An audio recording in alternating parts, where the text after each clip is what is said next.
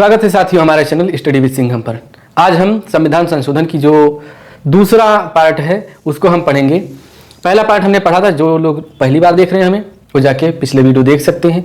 Video की तैयारी अगर आप कर रहे हैं तो आपको हमारे वीडियो देखना जरूरी है, कंपलसरी नहीं लेकिन ज़रूरी ज़रूर है। कुछ लोग तो ये सोच के हमारा वीडियो इग्नोर कर देते हैं कि कहीं हमारे देखने से इनका व्यूज़ न बढ़ जाए। क्या मानसिक स्थिति है, मतलब आप अपना नुकसान करके जहां देखो आपका नुकसान ना हो, जहां आपका फायदा हो वहां दूसरे का फायदा हो जाए, वहां आप दिमाग न लगाइए। लेकिन अगर आपका नुकसान हो रहा है और हमारा फायदा हो रहा है तो निश्चित तौर पे आपको वो काम नहीं करना चाहिए।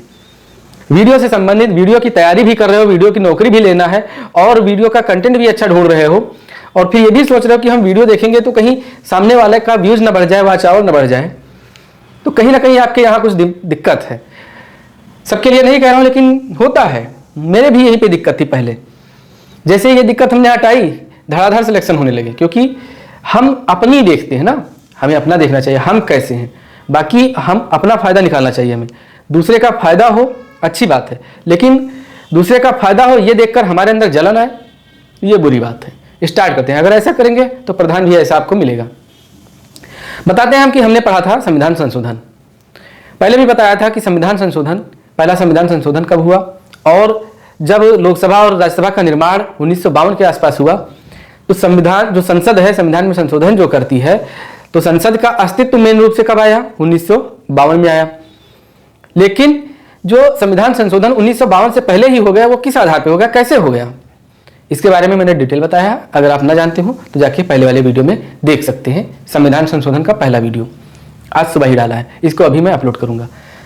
तो हमने पढ़ा संविधान संशोधन। अब हम कहाँ तक पढ़ चुके थे? हम पढ़ चुके थे जो 42वां संविधान संशोधन, जिसे लघु संविधान भी कहा जाता है, क्योंकि उसमें बहुत सारे संशोधन किए गए थे तो इसीलिए उसको लघु संविधान कहा गया।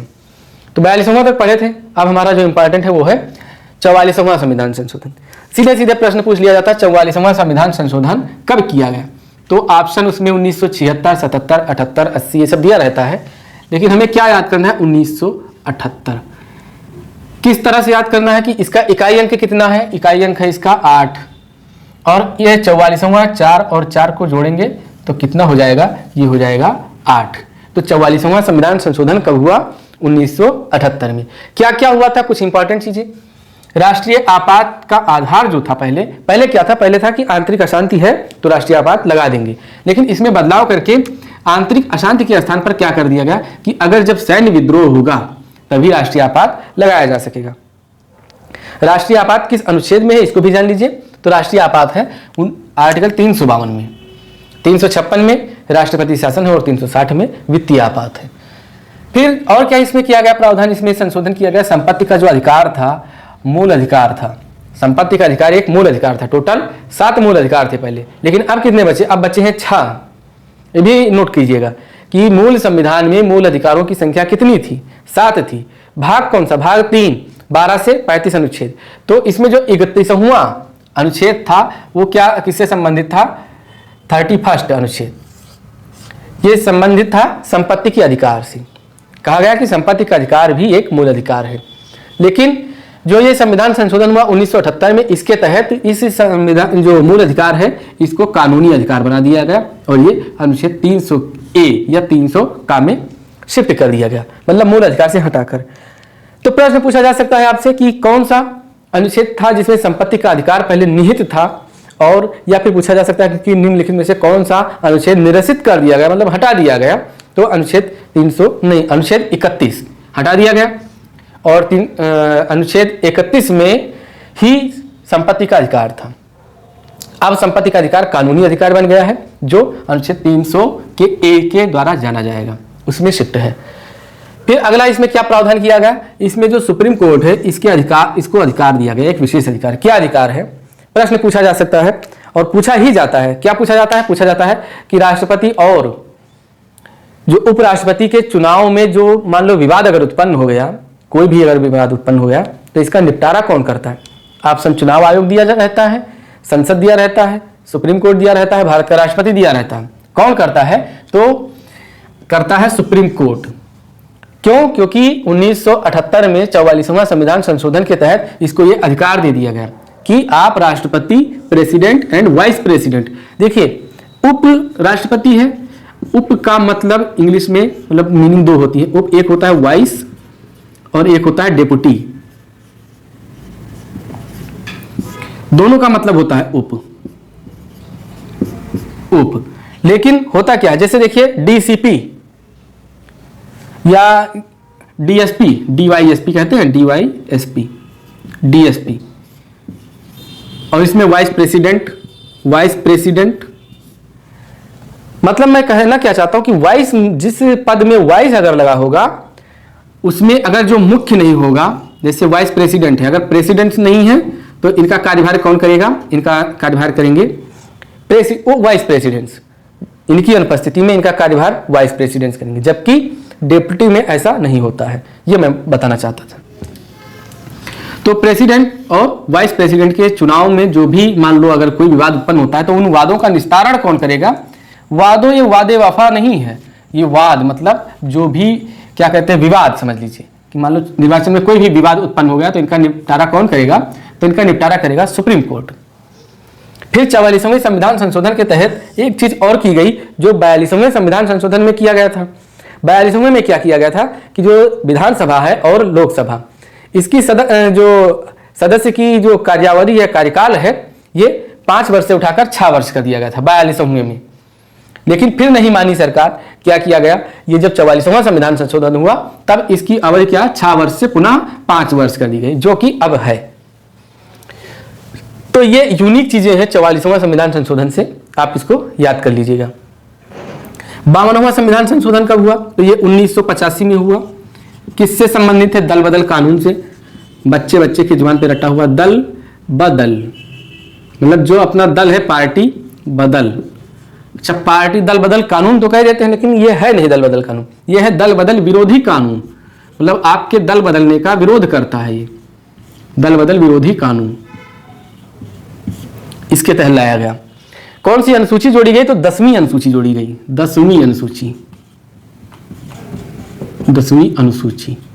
मैंने बताया था टोटल मूल संविधान में कितनी अनुसूचियां थी, मूल में थी 8वीं, फिर 9वीं जोड़ी गई 91वें संविधान, सॉरी हाँ 91 नहीं 91 पहले संविधान संशोधन के तहत 1951 में जो 9वीं अनुसूची जोड़ी गई। लेकिन अब और एक बढ़ी 10वीं अनुसूची हो गई। तो टोटल कितनी अनुसूची, 12 अनुसूची, 4 और मतलब 2 अभी और जुड़ेंगे। फिर 53वां संविधान संशोधन, हाँ दल बदल विरोधी कानून क्या था, इसमें यह कहा गया कि जैसे आप हैं किसी भी पार्टी से, मान लीजिए भारतीय जनता पार्टी से या फिर भारतीय समाजवादी पार्टी से, तो आपने साइकिल के चुनाव निशान पे चुनाव जीता, पार्टी के दम पर चुनाव जीता। फिर क्या हुआ कि आप कह रहे हैं कि नहीं मैं भाजपा में आ जाऊंगा, तो इसका यह विरोध किया कि जिस पार्टी से आप चुनाव लड़े हैं आप उसी पार्टी में रहेंगे। अगर आप बदलना चाहते हैं तो आपके साथ साथ उस पार्टी की समस्त संख्या के लगभग 1/3 सदस्य होने चाहिए। ये याद कर लीजिएगा, 1/3 सदस्य, 1/3 सदस्य टोटल होने चाहिए, तब ये जाके आपको ये मान्यता देगा। आगे चलकर जो संविधान संशोधन हुआ, जो क्या कहते हैं संविधान संशोधन, इसके तहत और हुआ था 91वां संविधान संशोधन, 91 वाला 91, ये संविधान संशोधन हुआ। तो इसमें यह कह दिया गया कि 1/3 नहीं, इसमें पूरा का पूरा जब आपकी पार्टी होगी तभी आपका विलय किया जाएगा, मतलब आपको मान्यता दी जाएगी। सिंपल सा क्वेश्चन वीडियो का है, तो वीडियो में यही आएगा कि दल बदल कानून संबंधित है, दल बदल विरोधी कानून संबंधित है या इसका प्रावधान किया गया। तो 52वां 52 संविधान संशोधन के तहत किस अनुसूची में है, 10वीं अनुसूची में है। कब यह लाया गया, तो 1985 में। फिर है 53वां संविधान संशोधन, तो 53वां संविधान संशोधन है।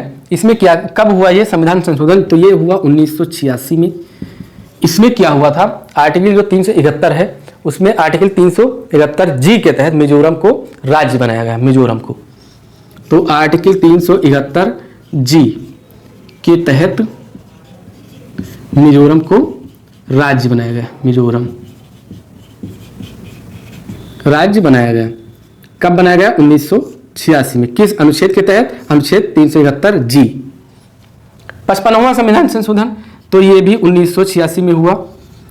इसमें क्या हुआ, इसमें अरुणाचल प्रदेश को राज्य का दर्जा दिया गया, अरुणाचल प्रदेश को राज्य का दर्जा दिया गया,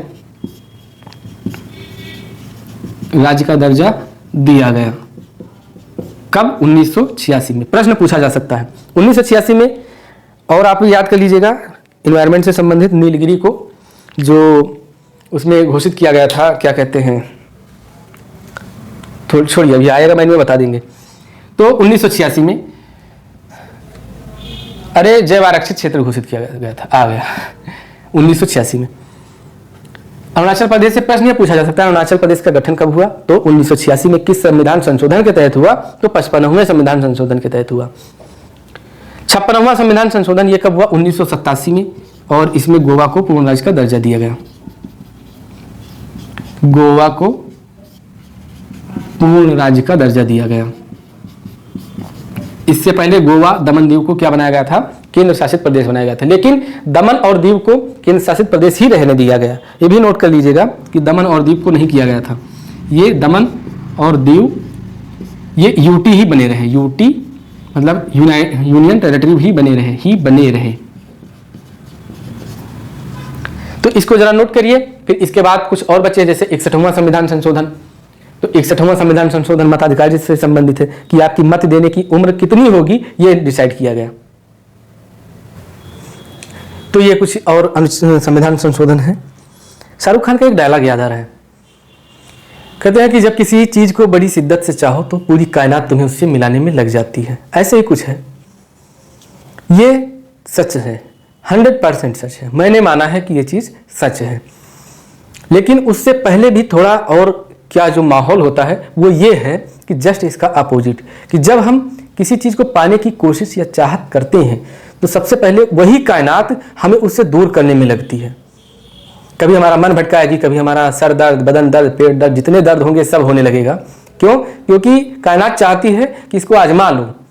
देखो ये यही टूट जाता है, अगर ये यहां से उठ गया तब तो हम तो इसको खुद ही दे देंगे। ये चीज सेम समस्या यही आपके साथ हो रही है।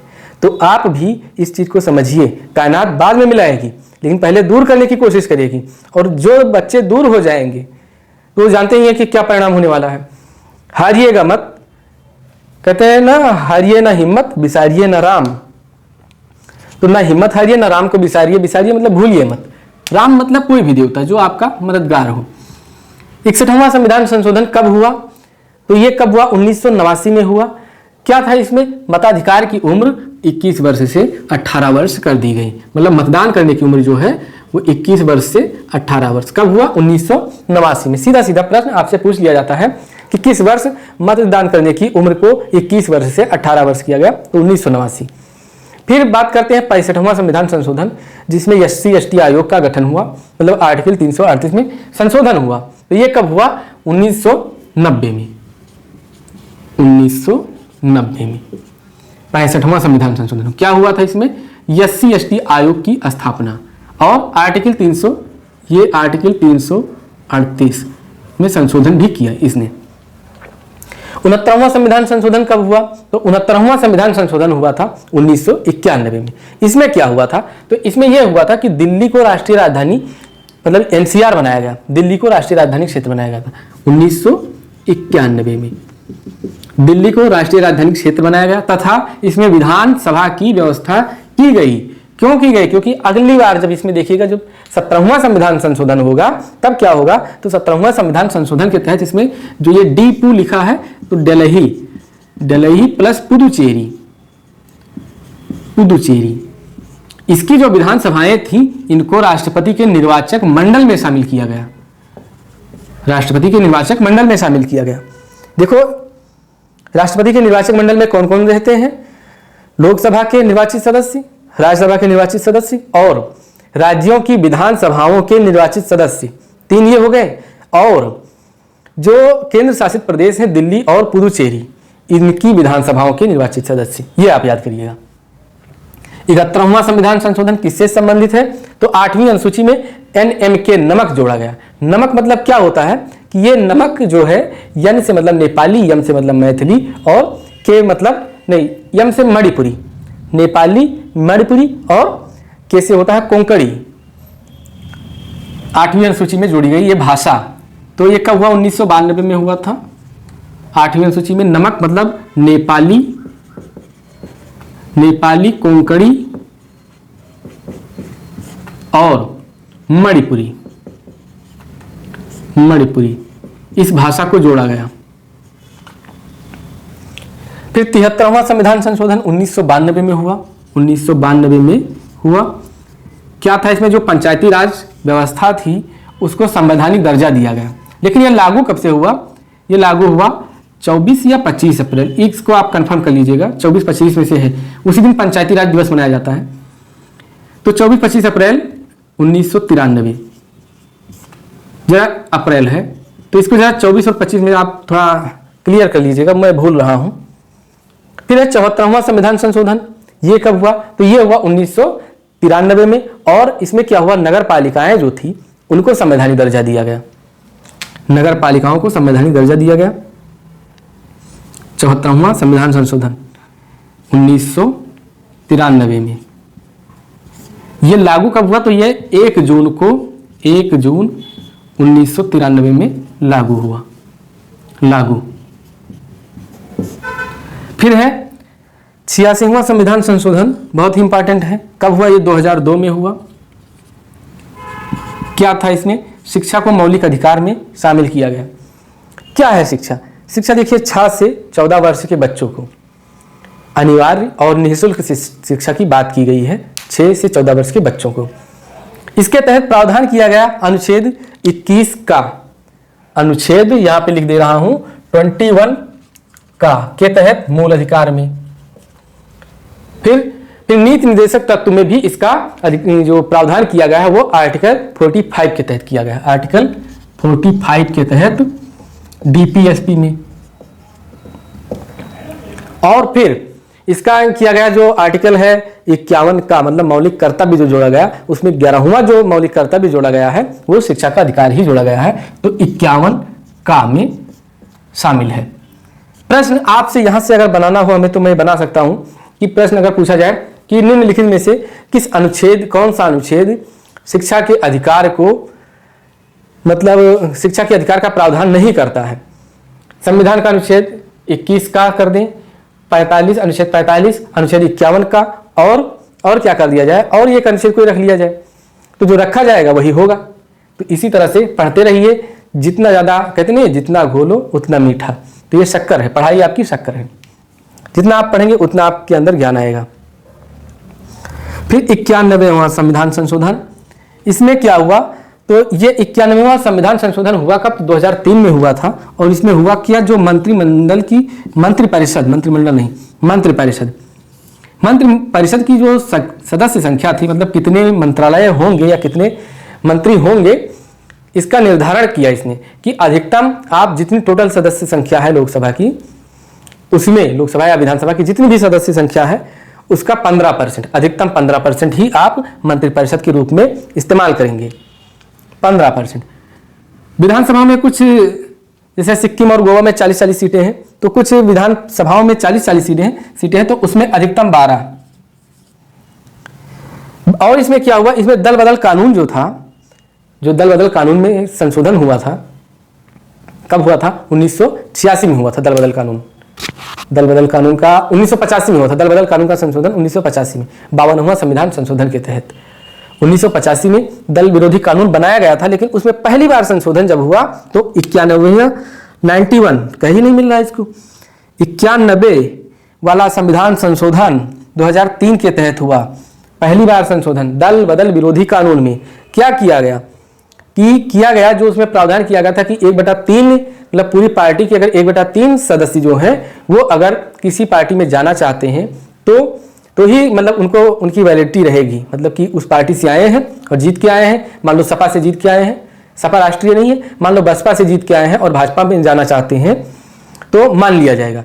लेकिन अगर इसमें कह दिया गया कि अब 1/3 नहीं चलेगा, अब संपूर्ण होगा तभी चलेगा, तो ये इसमें दल बदल कानून में संशोधन किया गया, संपूर्ण दलों को ही मान्यता दिया गया कि तभी इनका विलय हो पाएगा। इसको नोट कीजिए, इसका स्क्रीनशॉट लीजिए, बाकी जो बचा है वो मैं आपको जल्दी से जल्दी करा देता हूं। तो अब हम जो बच्चे हैं इंपॉर्टेंट उनको भी एक बार सरसरी नजर में हम देख लेते हैं। मैंने लिख दिया इसलिए ताकि वीडियो लंबा ना हो। चलिए स्टार्ट करते हैं। 92 संविधान संशोधन, मतलब इसको कहते हैं 92वां संविधान संशोधन। इसमें क्या हुआ, तो जो हमारी 8वीं अनुसूची है इसके तहत जो भाषाएं इसमें जोड़ी गई, तो उनमें कौन सी भाषा अब जुड़ी, अब उसमें जुड़ी बोडो, डोगरी, मैथिली और संथाली। इसको कुछ लोग MS धोनी के तहत याद कर सकते हैं कि मैथिली, यस से संथाली, धो से डोगरी हो गया, तो इसी से धोनी याद कर सकते हैं इसको। लेकिन मैंने क्या बनाया है, आप जैसे MBBS होता है तो MBBS ना करके MDBS कर लीजिए। MDBS मतलब मैथिली, डोगरी, बोडो और संथाली, ये 4 भाषाएं जोड़ी गई। कब जोड़ी गई थी ये? 2003 में। किस में जोड़ी गई? अनुसूची 8वीं में। किस संविधान संशोधन के तहत जोड़ी गई? तो 92वां संविधान संशोधन। फिर इसके बाद 96वां संविधान संशोधन। इसमें क्या हुआ, 8वीं अनुसूची में शामिल जो उड़िया है इसके स्थान पर क्या कर दिया गया, ओडिया। मतलब पहले से शामिल थी ये, लेकिन इसमें उड़िया के जगह ओडिया का प्रयोग करना सुनिश्चित किया गया। तभी से देखिए उड़ीसा का नाम देखिए ओडिशा कहा जाता है, ओडिशा। 97 वाला संविधान संशोधन, इसमें सहकारी समितियों को संवैधानिक दर्जा दिया गया। दर्जा इस प्रकार से दिया गया कि सहकारी समितियों को मूल अधिकार माना गया। किस अनुच्छेद के तहत मूल अधिकार माना गया? तो आर्टिकल 19(1) के तहत इसको मूल अधिकार माना गया। किसको? सहकारी समितियों को। कितनी मतलब देखिए बड़ी बात है ये चीज। साथ ही साथ इसमें एक नया भाग जोड़ा गया, जो भाग 9th का जोड़ा गया था, लेकिन अब 9th खा मतलब 9 का भाग खा जोड़ा गया। इसमें भाग 9 खा जोड़ा गया। किस लिए जोड़ा गया? सहकारी समितियों को उसमें परिभाषित करने के लिए जोड़ा गया। सहकारी समितियों की स्थापना इसमें होगी। किसमें? भाग 9 खा। इसमें अनुच्छेद जो है 243 या जा से लेकर और 243 या न मतलब यजमान कहते हैं तो यजयान कह लीजिए। अनुच्छेद भाग है 9 खा, अनुच्छेद 243 या और जा से स्टार्ट है, फिर 243 या और ना तक है। ये अनुच्छेद इसमें ऐड हुए। फिर क्या है? 99 वाला संविधान संशोधन। तो 99 वाला जो संविधान संशोधन है, इसमें क्या हुआ? इसमें राष्ट्रीय न्यायिक नियुक्ति आयोग की स्थापना हुई। राष्ट्रीय न्यायिक नियुक्ति आयोग की स्थापना हुई, जो यह तय करता था कि सुप्रीम कोर्ट में मुख्य न्यायाधीश की नियुक्ति किस प्रकार से होगी। उसके बाद जो सबसे ज्यादा इंपॉर्टेंट है 100वां संविधान संशोधन। कब हुआ ये? तो 2015 में हुआ था। 2015 में हुआ। इसको कैसे याद करें? इसमें क्या था? तो इसमें यह था कि हमारे एक दोस्त थे, उन्होंने कहा कि मोदी जी आए हैं और बांग्लादेश को भारत की जमीन दे दी। हमने कहा अरे ऐसा हो ही नहीं सकता, सबसे मतलब इतने ताकतवर प्रधानमंत्री हैं, मतलब 2015 की बात है, इतने ताकतवर प्रधानमंत्री हैं और बांग्लादेश को मतलब जमीन दे दी अपनी भारत की, उसकी ना लेकर के अपनी दे दिया, हो ही नहीं सकता। तो उसने कहा ये बात हमारी 100% सच है। हमने गूगल किया, इधर उधर पूछा, लोगों से, टीचर से पूछा, तो ये बात 100% सत्य निकली। तो 100% सत्य निकली। इसको किस तरह से हम रिलेट करेंगे कि ये किस अनुच्छेद नहीं संविधान संशोधन के तहत है? तो 100वां संविधान संशोधन हम आपको यहां लाना चाहते थे। संविधान संशोधन 2015 में क्या हुआ था? भारत बांग्लादेश मतलब जो इनके बीच में भूमिका हस्तांतरण, स्थानांतरण नहीं ना, हस्तांतरण, हस्तांतरण, दीर्घ संधि, हस्त और अंतरण, मतलब एक हाथ से दूसरे हाथ में अंतरण किया गया तो उसको कहते हैं हस्तांतरण। ऐसे ही एक शब्द होता है स्थानांतरण, एक स्थान से दूसरे स्थान पर अंतरण किया गया, मतलब भेजा गया, बदला गया। जैसे आप हैं, आपकी कहीं पोस्टिंग हो जाएगी, मान लीजिए ग्राम विकास अधिकारी में, मान के लीजिए होगी ही, पढ़ रहे हैं आप, मतलब मेहनत से पढ़ रहे हैं तो होगी ही। तो कभी ऐसा नहीं कि पूरी जिंदगी एक ही जगह रहेंगे, आपका स्थान परिवर्तित होता रहेगा, तो जिसको कहते हैं ट्रांसफर, मतलब आपका स्थानांतरण होता रहेगा। फिर है 101वां संविधान संशोधन। 101 रुपये, 101 संविधान संशोधन, 101 रुपये हुआ, जीएसटी लागू हो गया। कब से लागू हुआ ये? 2017 से। इसलिए 1 जुलाई 2017 से 1 जुलाई को जीएसटी दिवस के रूप में भी मनाया जाता है। 102 संविधान संशोधन। तो 102 संविधान संशोधन किससे संबंधित है? तो जो राष्ट्रीय पिछड़ा वर्ग आयोग है, इसकी स्थापना हुई थी। इसके तहत जो आर्टिकल 338 है, इसमें 338 खा जोड़ा गया। आर्टिकल यहाँ पे लिख लीजिए, आर्टिकल 338 खा जोड़ा गया। क्या है राष्ट्रीय पिछड़ा वर्ग आयोग की स्थापना के लिए इसमें बात कही गई। 102 संविधान संशोधन में। 103वां संविधान संशोधन कब हुआ था? ईडब्ल्यूएस के लिए 10% का आरक्षण किया गया। कब हुआ था? 2019 में हुआ था। पूछा जा सकता है आपसे 2019 में क्या हुआ था? ईडब्ल्यूएस के लिए 10% आरक्षण का वो दिया गया था। अभी तक सामाजिक के आधार पर मतलब जाति के आधार पर आरक्षण दिया जाता था, लेकिन पहली बार ऐसा हुआ कि जब आर्थिकी स्थिति के आधार पर मतलब जिसको कहते हैं आर्थिक वंचना, तो उसके आधार पर आपको ये दिया गया। आप चाहे जिस कैटेगरी में हो, अगर आप मतलब जनरल लोगों को इसको में दिया गया ईडब्ल्यूएस, इकोनॉमिकल वीकर सेक्शन इसका फुल फॉर्म है। कब ये लागू हुआ? 2019 से लागू हुआ। 103वां संविधान संशोधन के तहत लागू हुआ। फिर है 104वां संविधान संशोधन, इसमें SC/ST आरक्षण 10 वर्षों के लिए बढ़ा दिया गया। 104वां संविधान संशोधन ये भी कब हुआ था? 2019 में हुआ था। और फिर जो नया है नवीनतम 2021 में हुआ था, क्या है? 105वां संविधान संशोधन। इसमें राज्यों को ये कहा गया कि अपनी राज्य सूची एक बनाए, तो राज्य सूची स्थापित करने का निर्देश दिया गया। 105वां संविधान संशोधन। आपसे पूछा जा सकता है कि अब तक कुल कितने संविधान संशोधन हुए? तो अब तक कुल 105 संविधान संशोधन हुए। तो इस तरह से ये हमारा जो एक चीज़ हमने बताना भूल गया कि हम ये बताना चाहते थे, जो ईडब्ल्यूएस में आरक्षण दिया गया, प्रश्न ये पूछा जा सकता है कि इसके तहत किन अनुच्छेद की स्थापना की गई? तो अनुच्छेद 15(6) और 16(6) की स्थापना हुई। आर्टिकल 15 का 6 सब क्लास और आर्टिकल 16 का 6, इसमें इसकी स्थापना हुई, मतलब ये आर्टिकल जुड़े। तो यहां तक हो चुके हैं हमारे संविधान संशोधन। क्या था, कब हुआ, किस वर्ष हुआ, जिनका इंपॉर्टेंट था हमने उनका वर्ष भी बताया। एग्जाम की दृष्टि से क्या प्रश्न बन सकते हैं वो भी मैंने बताया। टफेस्ट प्रश्न क्या बन सकते हैं वो भी मैंने बताया। तो इस तरह से हमारा ये कंप्लीट होता है।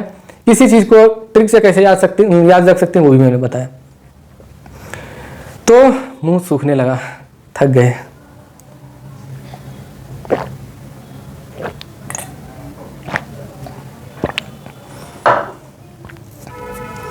तो अब मिलते हैं आपसे नेक्स्ट वीडियो में। तब तक के लिए नमस्कार। पढ़ते रहिए, मुस्कुराते रहिए। कॉन्फिडेंस लो ना हो, ना जान पाए कोई बात नहीं, आराम से पढ़िए, मस्त चाल, आराम से पढ़िए। जैसे कुत्ते भौंकते रहते हैं तो इसी तरह से करिए कि हाथी चल रहा है, मतलब आप पढ़ रहे हो। जो नहीं याद हो रहा है कह दो ये कुत्ते हैं, नहीं याद हो रहे हैं। चलते रहिए, चलते रहिए, चलते रहिए। सबसे बड़ी बात जो मैं आपको बताना चाहता हूँ, आप जैसे कहते नहीं मुझे याद नहीं हो रहा है, जैसे हमने आपसे पूछ लिया सहकारी समितियों को संवैधानिक दर्जा कब दिया गया, तो आप कह रहे हैं कि मुझे नहीं याद हुआ। हम कहते हैं चलो आप आज से ये रटना कि मुझे ये भूलना है कि सहकारी समितियों को 97 से सहकारी 97 सहकारी समिति, तो 97 संविधान संशोधन के तहत सहकारी समितियों को संवैधानिक दर्जा दिया गया। ये आप भूल जाइए, बता देना कि मतलब खुद को बताना कि मैंने कहा कि आप भूल जाइए, आप भूल जाएंगे। और फिर जब इसको भूलने की कोशिश करेंगे आपको इतना रट जाएगा कि कभी कोई अगर हल्का सा भी इसमें आपसे प्रश्न कोई करता है तुरंत आपके मुंह से यही निकलेगा। चर्चा परिचर्चा के लिए संवैधानिक मतलब राजनीति में उतरते ही हैं एटलीस्ट, चाहे जहाँ से पढ़ाई लिखाई से संबंधित होकर अंधता आते हैं राजनीति में कि सरकार कुछ सही नहीं कर रहे हैं, नकल नहीं रोक पा रहे, ये नहीं कर पा रहे, वो नहीं कर पा रहे। किसी के पीछे मत भागो भाई मेरे, किसी के पीछे मत भागो। जो होना है वो होता रहेगा। आपको सिलेक्शन अगर मिलना तय है, लिखा है, लिखा कब, लिखा तभी जाएगा जब आप अपनी मेहनत के द्वारा लिखवाएंगे। ये नहीं कि आप सो रहे हैं, ड्रीम 11 में आप कर रहे हैं, गैम्बलिंग कर रहे हैं, तो आप बाद में ये सोचिए हम वीडियो बन जाएंगे। सपना छोड़ दीजिए, हकीकत में आइए, सपना आप छोड़ दीजिए। अगर आपका रास्ता नहीं सही है, अगर आप पुरानी परिपथ से ही चल रहे हैं, तो उम्मीद मत कीजिए कि नहीं होगा, क्योंकि कंपटीशन कम नहीं है, कंपटीशन बहुत है। लेकिन कंपटीशन को माइंड में नहीं रखना है। हमें माइंड में क्या रखना है, हमें माइंड में रखना है कि हमें कितना पढ़ना है, हमें इतना पढ़ना है। 150 में कंपटीशन चाहे जितना हो, 150 में 150 कोई नहीं कर पाएगा। तो हमें क्या करना है, हमें ऐसा माइंड में रखना है कि 120 प्लस हमें अटेम्प्ट करना ही करना है। और ये जान लीजिए जीएसटी अपना कम कटाइएगा। मान लीजिए 120 अगर आप करते हैं तो 7-8%, 120 के ऊपर जाते हैं तो 10% से ज़्यादा जीएसटी मत कटाइएगा। जीएसटी मतलब अपना निगेटिव मार्किंग। तो मिलते हैं आपसे अगले वीडियो में, तब तक के लिए आप जुड़े रहिए हमसे। चैनल को शेयर कीजिए, सब्सक्राइब कीजिए अगर अच्छा लगे तो। कंटेंट अच्छा है ही, आपने बताया भी है, लेकिन जो लोग नए जुड़े हैं मैंने उनसे कहा। ठीक है दोस्तों, नमस्कार, मिलते हैं नेक्स्ट वीडियो में। जय हिंद।